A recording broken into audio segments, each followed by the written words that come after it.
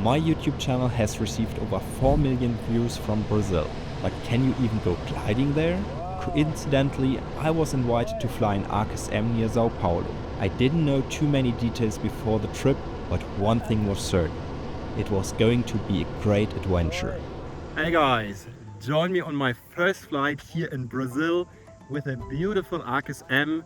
And later on, after the landing, I will also show you the hangar here, the airfield and everything around. It's really beautiful, it's great here. We are standing here in the middle of sugarcane fields. Weather is also looking quite good. It's more like the humid air mass. It's really hot here. We're sweating a lot, and above us the first queues are starting. And if you saw in the background to the northwest, it looks really promising.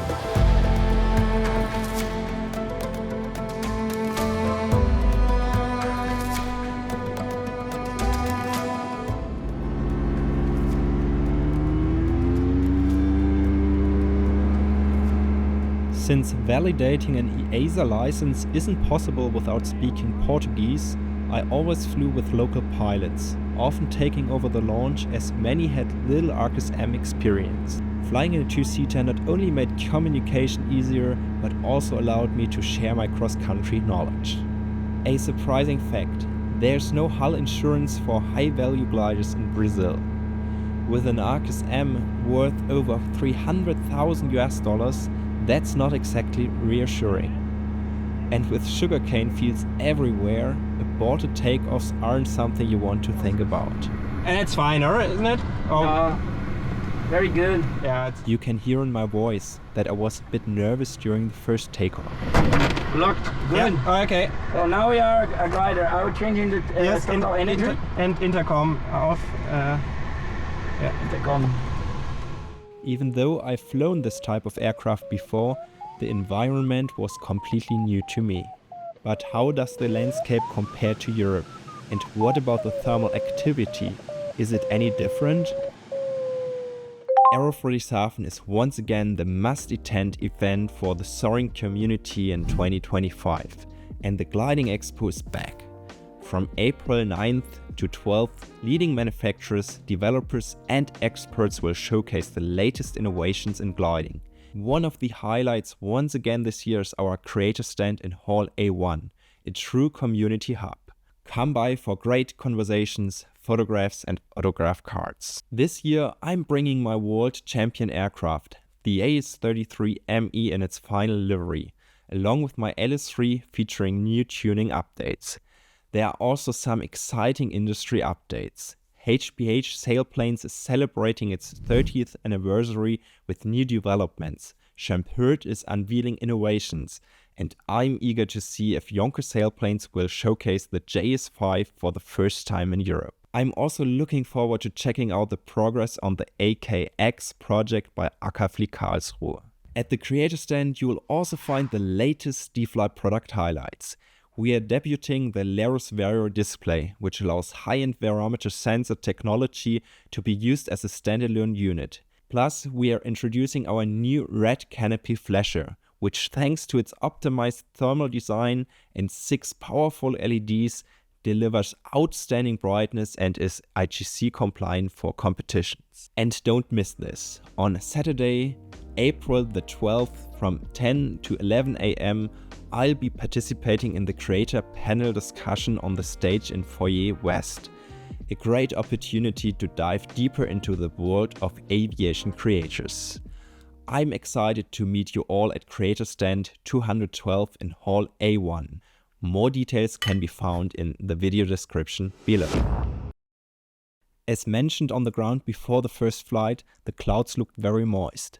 Just as expected, the lift was weak and unreliable. Out of 5 cumulus clouds, maybe one would work. And if it's climbing, you can slow down.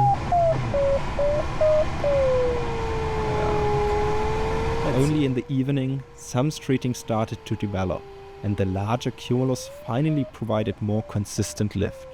However, there were also rain showers in some areas. And slow down slightly. Now a little bit to the right hand side.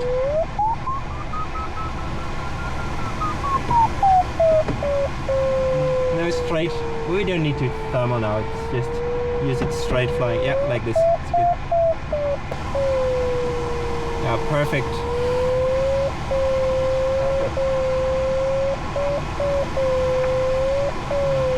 So we need to watch out for the rain. I think it's starting a little bit, perhaps slightly to the right hand side. Let's fly a little bit more to the right hand side, more to the edge.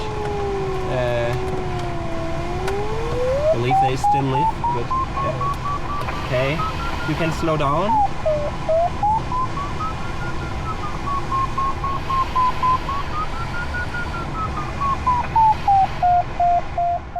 Communication wasn't always easy, as not everyone spoke English well. But in the end, I flew with around 15 people, and judging by their reactions, they all really enjoyed it. Some pilots wanted to fly almost entirely on their own, just asking for tips, while others preferred to watch me fly or take turns. There was also a wide range of skill levels, from inexperienced glider pilots to flight instructors and competition pilots. Everyone was part of the experience.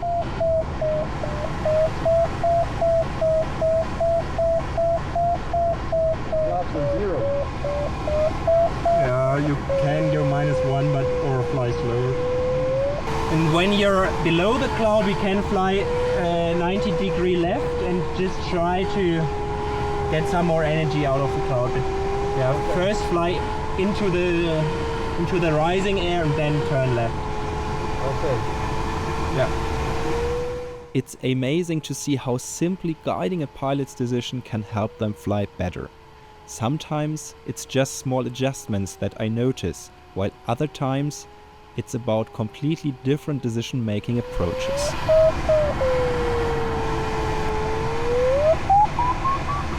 Flap 0.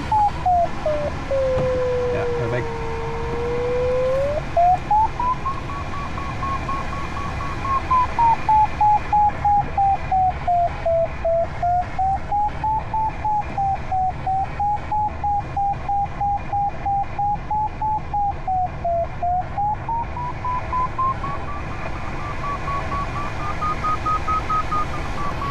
If you like, you can make a turn, if it helps, if it's, you're nearly at the cloud base.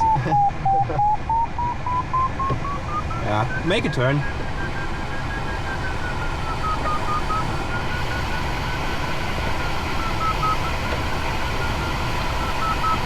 You have control?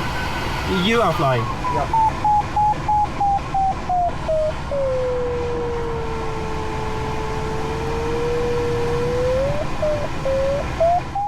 A beautiful natural spectacle with rainbows, a colorful landscape, and the satisfaction of completing the first grade flights.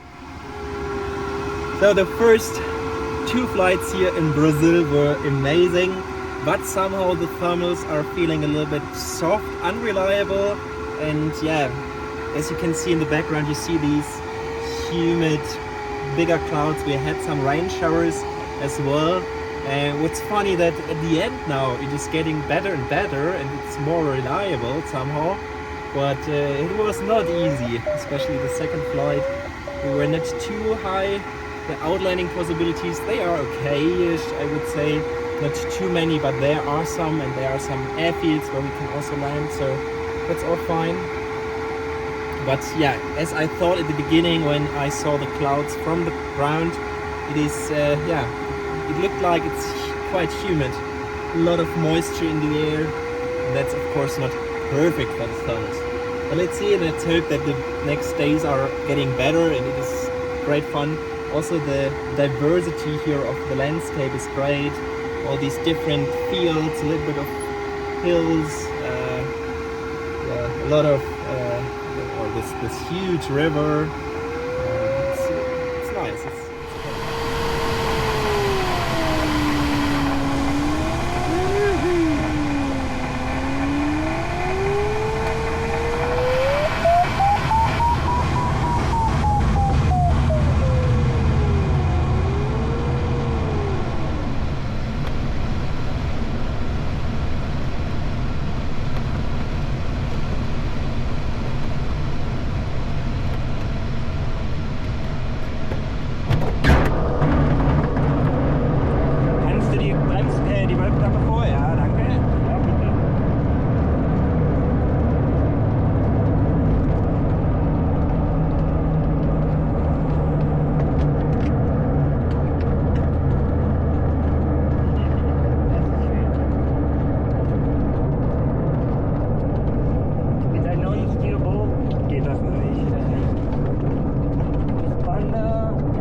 gar kein Problem. Super.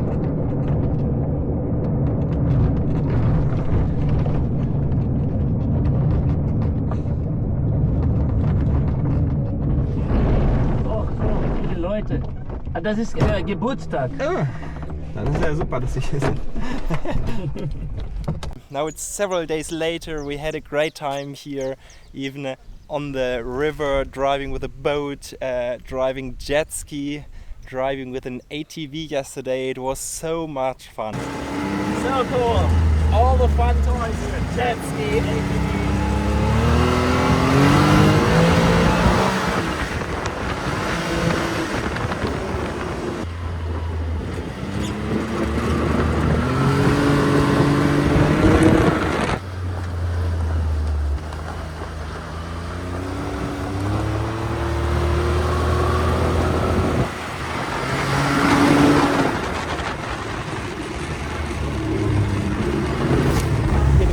Great, it's cool, and we could fly every day we were here. However, it was also a little bit of overdevelopment, many rain showers, but honestly I like these more difficult situations, more difficult flying weather from time to time as well.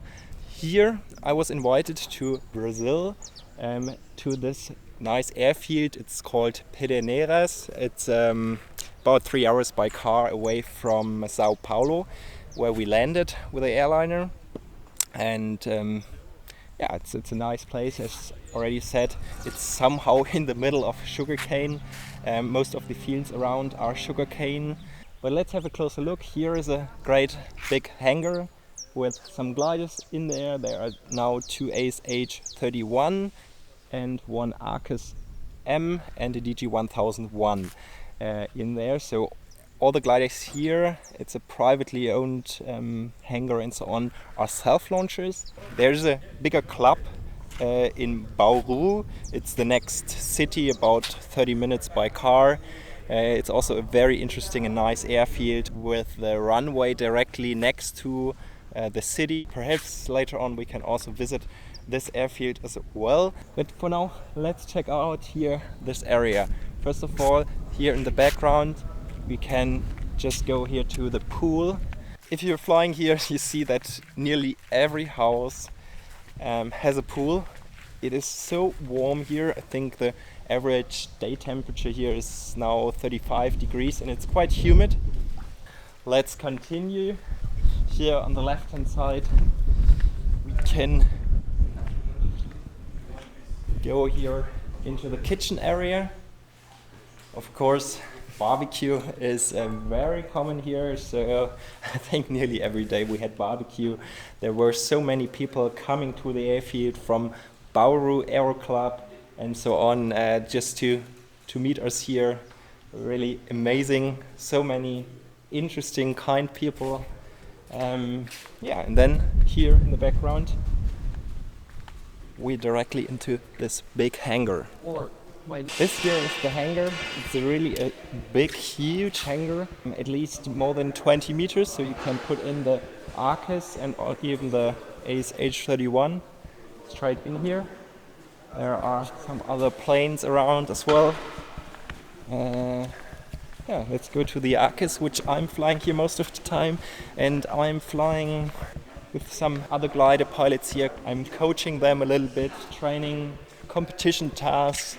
Today we want to fly a 3-hour assigned area task, and this one here is a Arcus M, an early one, I think from 2012, but it flies really well as all the other Arcus as well. Doesn't matter if it is in Brazil, if it's in Namibia or in Germany. Yeah, you're sitting in there and you're used to fly this glider. It's perfect. Let's have a quick look into the kitchen and also into our accommodation. Here are 2 rooms directly here in this hangar. That's there, over there. Here is a small workshop. That's the kitchen.